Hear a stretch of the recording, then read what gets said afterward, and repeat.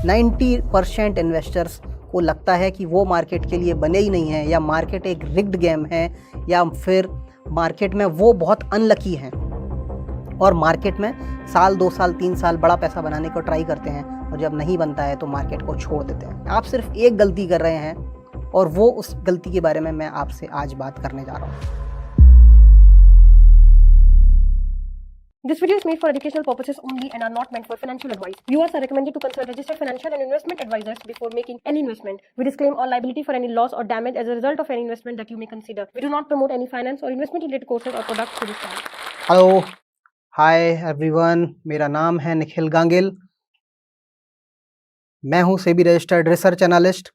I am founder and CEO of Intrinsic Value Equity Advisor. हमारी firm इस देश में 1500 से ज़्यादा लोगों को वैल्यू इन्वेस्टिंग में एडवाइस प्रोवाइड करती है। करीब करीब asset are under our advisory is nearly 150 to 155 crore. I am ex IIT Madras, ex L&T, ex Worley person. I have worked in India, I have worked outside overseas, और मैं आज एक बहुत बड़े प्रॉब्लम का सॉल्यूशन लेकर आया हूँ आपके लिए। अच्छा, कितनी बार आपको लगता है कि कोई स्टॉक था जो बहुत अच्छा कर रहा था, पिछले 2 साल से 3 साल से अच्छे फाइनेंशियल्स आ रहे थे और प्राइस वाइज भी बहुत अच्छा कर रहा था, और आपने स्टॉक को ख़रीदा और स्टॉक करेक्ट हो जाता है, जैसा कि आप देख सकते हैं, राइट। स्टॉक बहुत ही अच्छा कर रहा था, स्टॉक ने 6 गुना 7 गुना बनाया पैसा, लेकिन जैसे ही आपने ख़रीदा स्टॉक 40% करेक्ट हो गया। ओके, ज़्यादातर न्यू कमर्स के साथ यही होता है। मान लीजिए आप थोड़ा बहुत एक्सपीरियंस्ड हो गए मार्केट में, आपने सोचा कि मुझे टॉप पर कभी नहीं खरीदना है, आपने करेक्शन का वेट किया। कितनी बार आपके साथ ऐसा हुआ है, मार्केट स्टॉक ने 6 गुना 7 गुना बनाया, आपने नहीं खरीदा, स्टॉक ने करेक्ट हुआ 25 से 30%, वहाँ से थोड़े से रिवाइवल के साइन मिले आपको, आपने वहाँ पर ख़रीदा, स्टॉक ने फिर भी कुछ नहीं किया, स्टॉक 30% वहाँ से भी करेक्ट हो गया, राइट। आपने ख़रीदा ताकि आप मार्केट के करेक्शन के बाद आपने ख़रीदा, आपको लगा कि मार्केट स्टॉक ने 30-40% करेक्ट किया है, तब भी स्टॉक वहाँ से भी 30-40% करेक्ट हो गया। कितनी बार आपके साथ ऐसा हुआ है, जब स्टॉक 50 से 60% तक करेक्ट हो चुका है, स्टॉक अंडर वैल्यूड है, आपने उसको ख़रीदा और स्टॉक ने कुछ नहीं किया, आने वाले साल 2 साल 3 साल तक वो स्टॉक लगार्ड बन के रहा और आपने कोई प्रॉफिट आप उसमें नहीं कमा पाए। और डेफिनेटली ये तो आपके साथ हुआ ही होगा। कितनी बार आपके साथ ये हुआ है कि कोई लगार्ड स्टॉक जिसने 3 साल 4 साल तक कुछ नहीं किया, आपने लास्ट में हार के उस स्टॉक को निकाल दिया अपने पोर्टफोलियो से, और वो स्टॉक आने वाले 6 महीने के अंदर अंदर मल्टी बैगर बन गया, राइट। ज़्यादातर इन्वेस्टर्स के साथ यही होता है। 90% इन्वेस्टर्स को लगता है कि वो मार्केट के लिए बने ही नहीं हैं, या मार्केट एक रिग्ड गेम है, या फिर मार्केट में वो बहुत अनलकी हैं और मार्केट में साल 2 साल 3 साल बड़ा पैसा बनाने को ट्राई करते हैं और जब नहीं बनता है तो मार्केट को छोड़ देते हैं। What if I tell you, market is not a rigged game and you are not doing a lot of things wrong. आप बहुत सारी गलतियां नहीं कर रहे हैं, आप सिर्फ एक गलती कर रहे हैं, और वो उस गलती के बारे में मैं आपसे आज बात करने जा रहा हूँ। Most retail investors don't make money because they don't get the cycle right. To get the cycle right you have to. Newbie investors को ऐसा लगता है कि मार्केट में कोई कंपनी के फाइनेंशियल्स को आपने देख लिया, P&L को देख लिया, बैलेंस शीट्स को आपने देख लिया, और तो you are entitled to make a lot of money in the market. आपने कोई पैरामीटर्स को देख लिया, ROC देख लिया, या फिर सेल्स ग्रोथ देख लिया, प्रॉफिट ग्रोथ देख लिया, तो पैसा तो बन ही जाएगा, ऐसा न्यूबी इन्वेस्टर्स को लगता है। बट जो रियलिटी है इससे फार फार फार अवे है। क्वालिटी इन्वेस्टिंग तो एक बहुत छोटा सा पार्ट है एक बड़ा पैसा बनाने के लिए मार्केट में। अगर आपको क्वालिटी इन्वेस्टिंग भी नहीं आता तो आपको मार्केट में होना ही नहीं चाहिए, लेकिन क्वालिटी एक बेयर मिनिमम है आपको मार्केट में होने के लिए।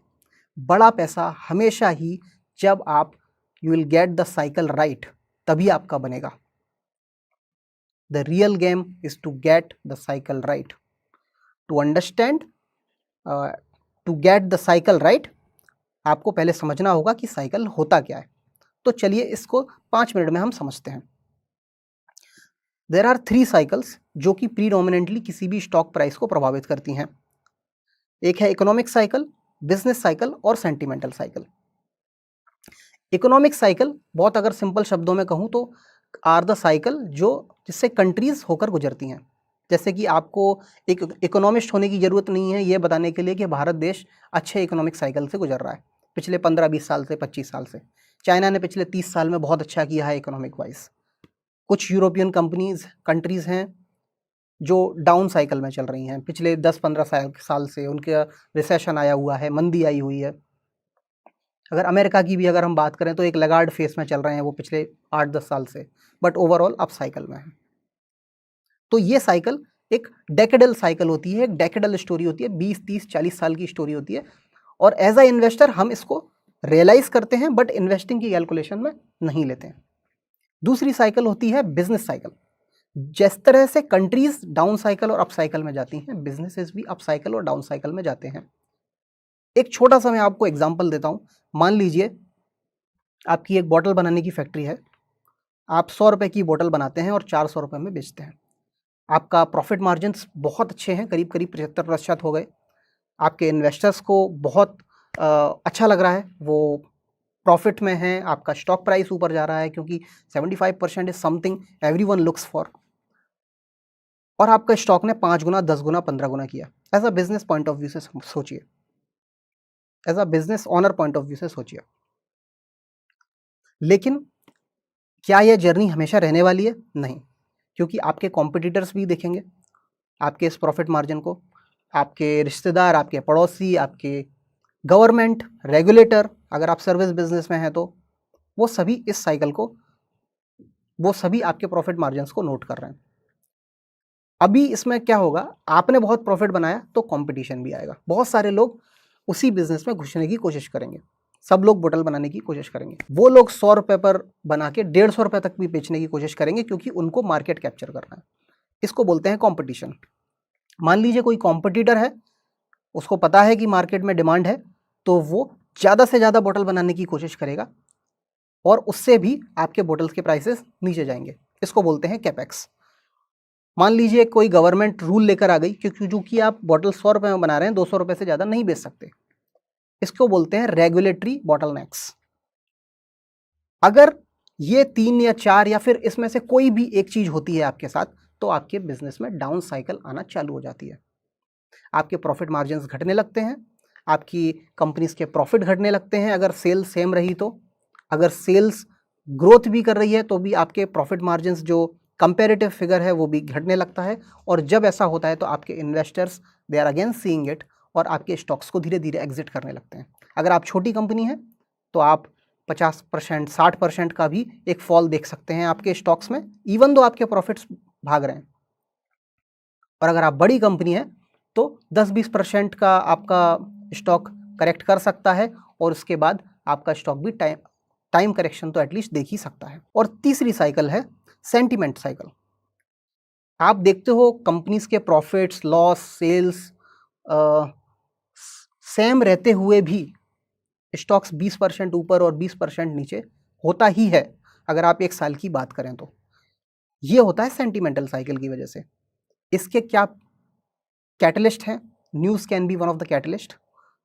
मोमेंटम इन्वेस्टर्स जो डेली लेवल पर ट्रेडिंग करते हैं, इंट्राडे वगैरह, या फिर कुछ छोटे छोटे रेगुलेटरी इश्यूज़ या फिर छोटी छोटी न्यूज़, ये सब होता है इसलिए स्टॉक 15-20%। और चूंकि यह फ्री मार्केट है इसलिए भी एक कारण है कि ये 15-20% का आपको अप्स एंड डाउन्स देखने को मिलते हैं। अनफॉर्चुनेटली 90 to 95% इन्वेस्टर्स यही सेंटीमेंटल साइकिल में घुस के रह जाते हैं। वो कुछ न्यूज़ को ट्रैक कर रहे हैं, उनको लगता है न्यूज़ आएगी स्टॉक 10-15% भागेगा। उनको लगता है कोई टेक्निकल पैरामीटर मिल जाए, कोई ब्रेकआउट मिल जाए जहाँ से स्टॉक 10-15% दे दे, 20% दे दे।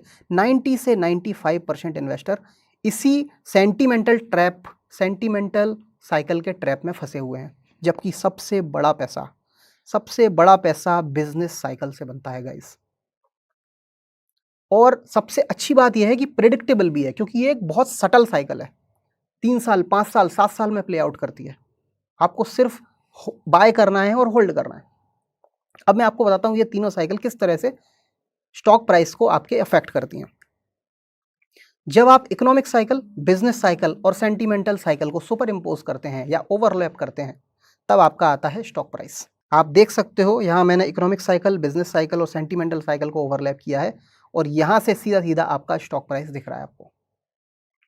हम एज अ वैल्यू इन्वेस्टर ये जो मिनिमम इंट्रिंसिक वैल्यू और मैक्सिमम इंट्रिंसिक वैल्यू को पता करने की कोशिश करते हैं।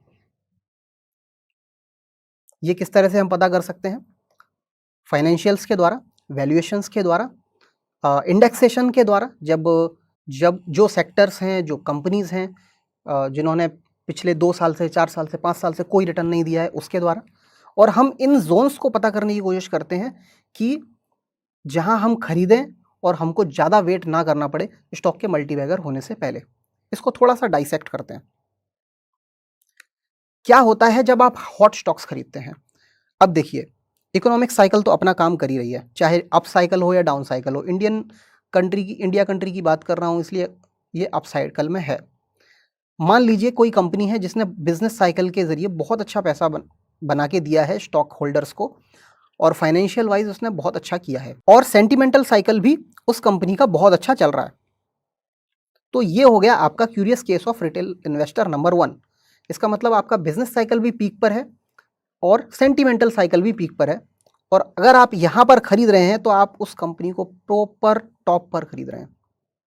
इसका मतलब यहाँ पर मान लीजिए बिजनेस साइकिल बहुत अच्छा किया है पिछले 3-4 साल में, लेकिन सेंटिमेंटल साइकिल के रूप में कंपनी आज की डेट में -15 से 20% पर करेक्ट हो चुकी है, तो आप यहाँ खरीद रहे हैं। दोनों ही केस में अगर आप चाहे यहाँ खरीदें या यहाँ खरीदें, आपका ये फ्यूचर है। अगर आप एक लार्ज कंपनी है तो आप टाइम करेक्ट करेंगे, 3 साल 4 साल लग जाएंगे आपको आपके बाइंग प्राइस पर आने के लिए ही। अगर आप छोटी कंपनी हो तो आप 50, 60, 70% का भी एक करेक्शन देख सकते हो। कुछ अगर मैं एग्जांपल दूं तो ये 2022 का एक ट्वीट है मेरा, जहां मैंने बोला कि one of my stock KRBL is down 10% while Asian Paint is down only 1.3%. I would still buy more of KRBL today than Asian Paints at current valuation. That is delayed gratification for me. In 2022, 14 February 2022। Funny चीज़ ये है कि KRBL ने भी अच्छा perform नहीं किया है पिछले 2 साल में, और इसीलिए मैं बार बार इस एग्जाम्पल को शेयर करता हूँ। KRBL ने भी अच्छा परफॉर्म नहीं किया है। स्टिल अगर कंपैरेटिव परफॉर्मेंस की बात करें तो KRBL ने एशियन पेंट को करीब करीब 20 से 25% ईयरली रिटर्न्स से आउट परफॉर्म किया है। क्या हुआ एशियन पेंट के केस में? एग्जैक्टली द सेम थिंग जो मैंने आपके साथ बोतल वाला एग्जांपल शेयर किया। अच्छा खासा कैपेक्स आ गया, न्यू प्लेयर्स की वजह से मार्केट डिसरप्ट हो गया, और सप्लाई डिमांड का जो गैप था वो पूरी तरह से फिल हो गया, इनफैक्ट रिवर्स हो गया। और यही कारण हुआ कि एशियन पेंट्स के जो प्रॉफिट मार्जिन थे गिरने लगे, और वैल्यूएशन जो 100 और 120 का पी मल्टीपल मिलता था, आज की डेट में 50 और 60 के मल्टीपल पर है, और अभी भी वो डाउन साइकिल में ही चल रहा है। हिंदुस्तान यूनिलीवर के साथ क्या हुआ मैंने आपको अभी बताया। हम मिनिमम और मैक्सिमम इंट्रिंसिक वैल्यू कैलकुलेट करने की कोशिश करते हैं। 2020 में जब हमने मैक्सिमम इंट्रिंसिक वैल्यू कैलकुलेट करी हिंदुस्तान यूनिलीवर की, तो वो 3059 रुपये आ गई। आज 4 साल हो चुके हैं गाइस। हिंदुस्तान यूनिलीवर ने 2873 से ऊपर का भाव नहीं दिखाया है। मार्च 2020 में आप कुछ भी खरीदते, लेट्स से 23 मार्च 2020 को आप कुछ भी खरीदते, आपका 4 गुना 5 गुना हो गया होता। आपका पूरा पोर्टफोलियो वाइज भी अगर आप देखें तो 3 गुना 4 गुना हो गया होता। लेकिन मैं ऐसे लोगों को पर्सनली जानता हूं जिन्होंने मार्च 2020 में हिंदुस्तान यूनिलीवर को खरीदा। क्यों? क्योंकि फिर से वो सेंटिमेंटल साइकिल के ट्रैप में फंस गए। जब मार्च 2020 में मार्केट करेक्ट कर रहा था, निफ्टी 5%, 10% से डेली लेवल पर नीचे गिर रहा था, हिंदुस्तान यूनिलीवर रिलेटिव स्ट्रेंथ दिखा के 5 से 10% डेली ऊपर जा रहा था। तो उनको किसी ने बताया कि इस स्टॉक में रिलेटिव स्ट्रेंथ है, आपको इस स्टॉक में जाना चाहिए। तो उन्होंने उन अपॉर्चुनिटीज़ को नहीं देखा जो अंडर वैल्यूड थी, उन्होंने हिंदुस्तान यूनिलीवर में पैसा लगाया, और आज 4 साल हो गए हैं। 4 साल is pretty long term by the way, और उनका आज तक पैसा 0 या ±10% पर है। तो यही होता है जब आप किसी भी इंडस्ट्री के टॉप साइकिल पर खरीदते हैं। सेम चीज़ एशियन पेंट में भी मैंने आपके साथ शेयर करी। एक और एग्जांपल देखते हैं। ये ब्लॉग में मैंने ट्रैप्स को कवर किया है 2021 में, और मैंने बात करी है आईटी और स्पेशलिटी केमिकल कंपनीज की। Business have performed well in the past, stock prices has outdone the performance, even next 2 year forward fundamentals are priced in their stocks and now they have corrected, this is where they are and I have shared कि IT stocks और chemical stocks कहाँ पर हैं, और जब आप यहाँ invest करते हैं तो ये आपका फ्यूचर होता है। और यही एग्जैक्टली यही फ्यूचर मिला है IT और स्पेशलिटी केमिकल्स में जिन्होंने इन्वेस्ट किया आज से 2 से 2.5 साल पहले। अब समझते हैं क्या होता है जब आप अंडर वैल्यूड स्टॉक्स में इन्वेस्ट करते हैं। मान लीजिए कोई सेक्टर है जो चल नहीं रहा है, आज से 2020 की बात करें तो पावर सेक्टर की बात करें, या फिर 2020 में बात करें तो पब्लिक सेक्टर की बात करें, या फिर पब्लिक सेक्टर बैंक की बात करें, इंफ्रा कंपनीज़ की बात करें, या फिर अगर मैं आपको 2020 में इंफ्रा कंपनीज़ में होल्डिंग्स लेने के लिए बोलता तो शायद आप मुझ पर ही हंस देते, क्योंकि उस समय पर एक ऐसा चलन था कि PSU कंपनीज़ गवर्नमेंट की कैश काउ कंपनीज़ होती हैं, या फिर इंफ्रा में कौन इन्वेस्ट करता है, इंफ्रा स्टॉक्स ने कभी रिटर्न्स बना के नहीं दिया, या फिर पावर सेक्टर में प्रॉफिट मार्जिन्स नहीं है, उसमें क्यों जा रहे हो। इस तरह की बातें 2020 और 21 में होती थी। But what happens when you by under valued stocks, this is what happens.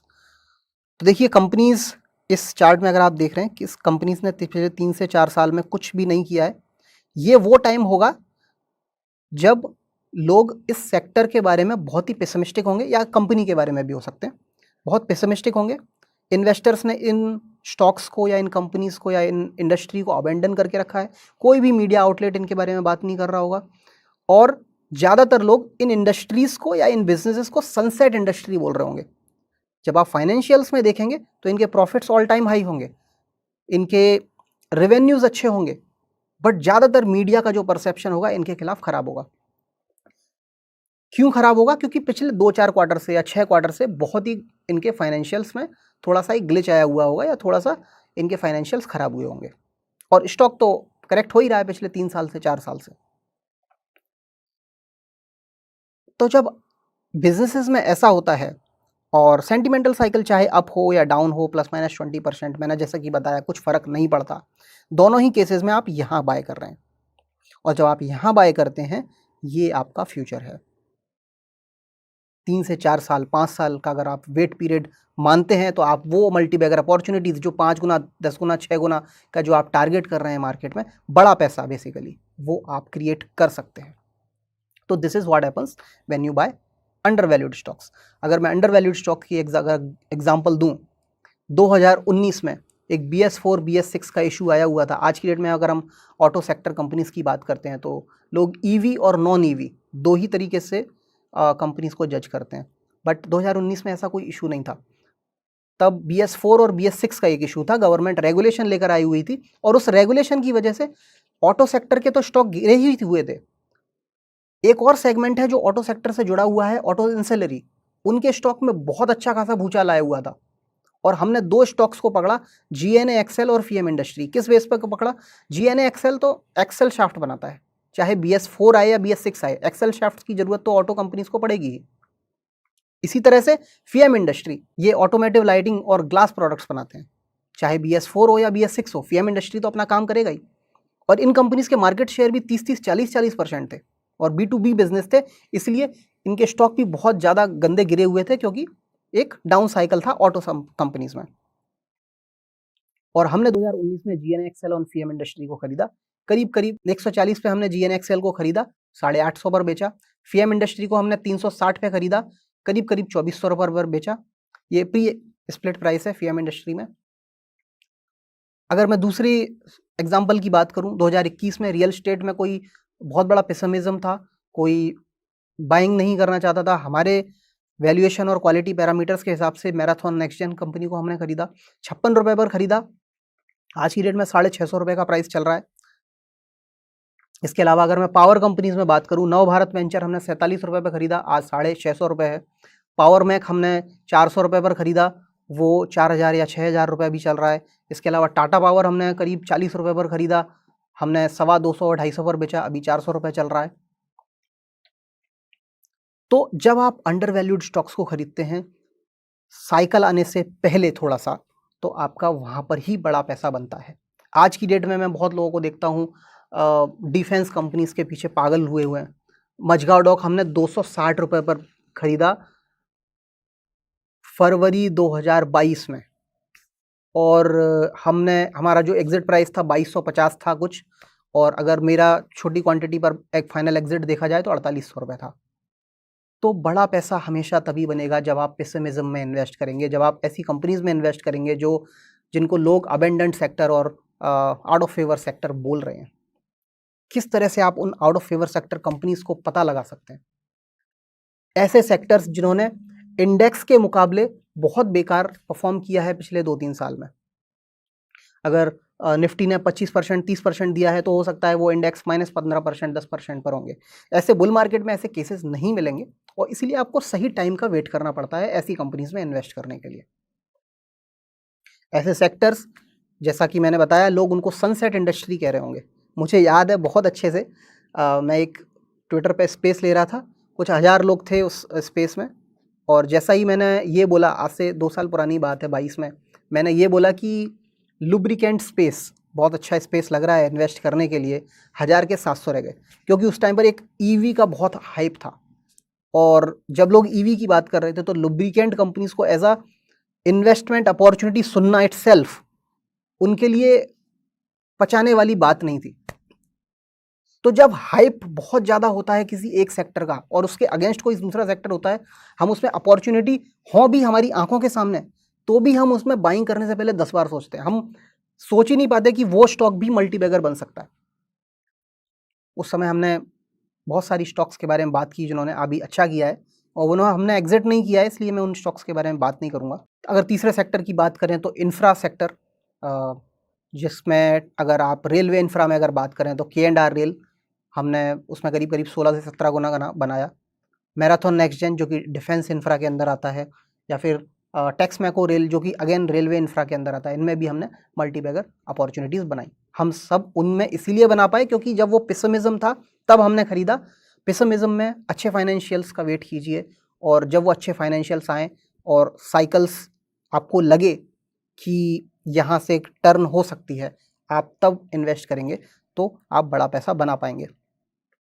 अगर एक स्लाइड में मैं आपको बता पाऊँ कि हमारी इन्वेस्टिंग थीसिस क्या रहती है, वो ये रहती है। जैसा कि मैंने बताया 2019 में हर कोई FMCG के पीछे भाग रहा था, तब हम ऑटो सेक्टर को ट्रैक कर रहे थे। आज 2020 में FMCG स्पेशलिटी केमिकल्स के पीछे भाग रहे थे, हम पावर और PSU कंपनीज़ को ट्रैक कर रहे थे।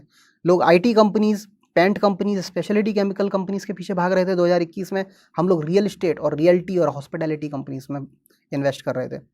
एक हॉस्पिटैलिटी इन्वेस्टमेंट मैंने किया था और वो नहीं चला, तो वो भी मैं बताना चाहूँगा। 2022 में लोग IT, पेंट्स और न्यू जेन टेक का एक बबल आया हुआ था, पेटीएम, कार ट्रेड, नाइका। हम उस टाइम पर pharma companies, battery companies, lubricant companies जैसी कंजर्वेटिव कंपनीज को ट्रैक कर रहे थे।